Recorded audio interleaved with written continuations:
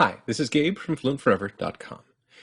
At this point, we've gone through all the sounds of European Spanish. If you're using one of my pronunciation trainers, it's going to take you through all of these sounds, train your ears to hear them more accurately, and teach you the spellings that produce them.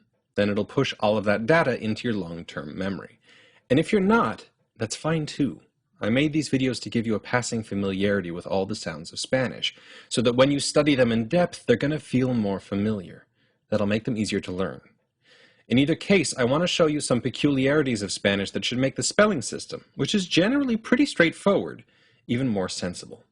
We'll talk about 4 topics. First, some complexities with the letters B, D, and G. Then a few remarks on the letter R. When to pronounce voiced S. And finally, word stress. We'll begin with B, D, and G. And once again, I have Elena here to help out. Hi. So B, D, and G produce 2 possible sounds each. The first is a kind of hard sound. B as in bruja, D as in daga, and G as in gallo. And the second is a softer sound. U as in cubo, U as in hada, U as in soga. So, how do you figure out when to make the hard sound and when to make the soft one? Well, the general rule is that these consonants are hard when they come after an as in bandera, and as in alfombra, or after a pause. And the pause rule here is the complicated one, because it requires us to take a moment and talk about how Spanish speakers connect words together. Let's look at this sentence. When you look at each word in this sentence separately, and you take a pause before every single word, you get the following. Cuando vamos, with a B, a la galería, with a G, de, with a D, arte. And looking at the IPA, you see exactly what you'd see in a dictionary. Vamos begins with a B, galería begins with a G, de begins with a D.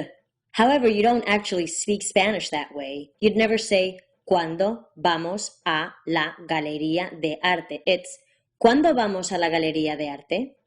And if you listen really carefully to the word boundaries, the points where one word flows into the next word, you'll hear this. Cuando vamos a la galería de arte. Those hard B's, D's, and G's, they all become soft when connected to other words.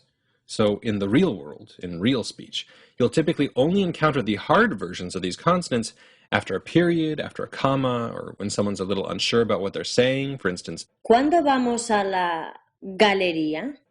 Or in those 2 special cases, after an N or an M in a word or phrase. It's álbum de música and not álbum de música.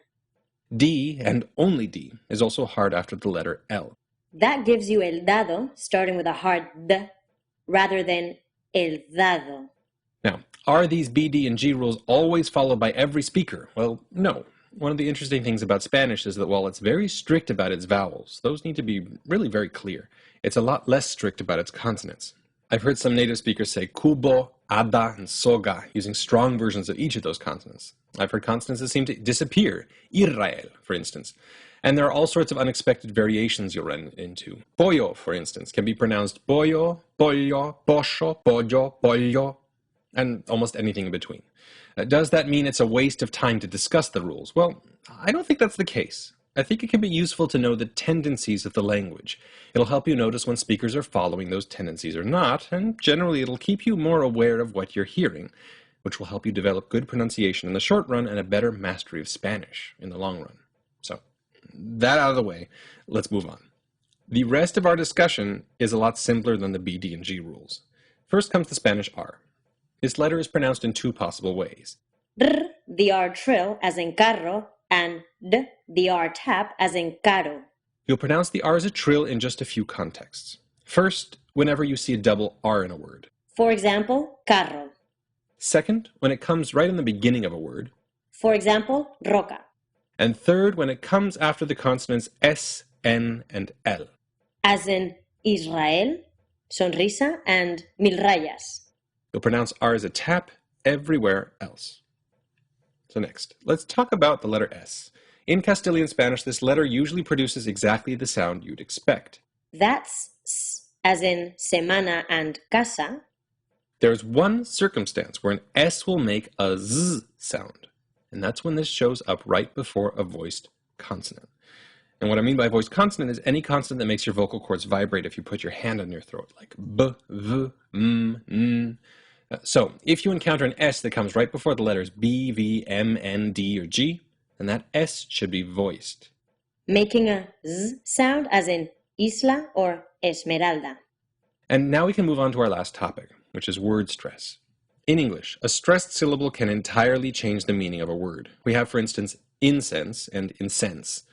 Stress is just as important in Spanish, but fortunately figuring out which syllable to stress is much more predictable in Spanish than it is in English. Here are the rules. Rule 1. If a word ends in a vowel, an N, or an S, it will be stressed on the second to last syllable. So that gives us casa, hospitales, and comen. This rule ends up covering around 80% of the words you encounter. Now, rule number 2. If a word ends in a consonant that isn't an N or an S, it will be stressed on the last syllable. That gives us ciudad, animal, caray. You'll notice that for the purposes of stress, Y counts as a consonant. And rule 3, last, and this is one of my favorite things about Spanish's spelling system. If a word is an exception to rules 1 or 2, you will see that clearly marked in the spelling with an accent mark. So we can have información, fotografía, and teléfono. And that is all for word stress, and we are through. To quickly review, in this video we went through 4 peculiarities of the Spanish spelling system. The letters B, D, and G, which have a soft version, V, V, and R, which shows up most of the time, and a hard version, B, G, and D, which shows up when those letters come after an N, or an M, or a pause, or in the special case of D, after an L. Then we covered the letter R, which is trilled when it comes at the beginning of a word, when it's doubled up, or when it comes after the consonants S, N, or L. It's tapped in all other situations. The letter S, which sounds like S in European Spanish, unless it comes right before the voiced consonants B, V, M, N, D, or G. And last, word stress, which falls on the second to last syllable when words end with vowels, N's, or S's, the last syllable when words end in other consonants, and elsewhere, whenever the stress is clearly indicated with an accent mark on the stressed vowel. And that is all for European Spanish. If you need a hand in memorizing all of this and training your ears to hear it, then grab a Spanish trainer from my website linked below. You'll have all of this memorized within a couple of weeks. I'll see you next time.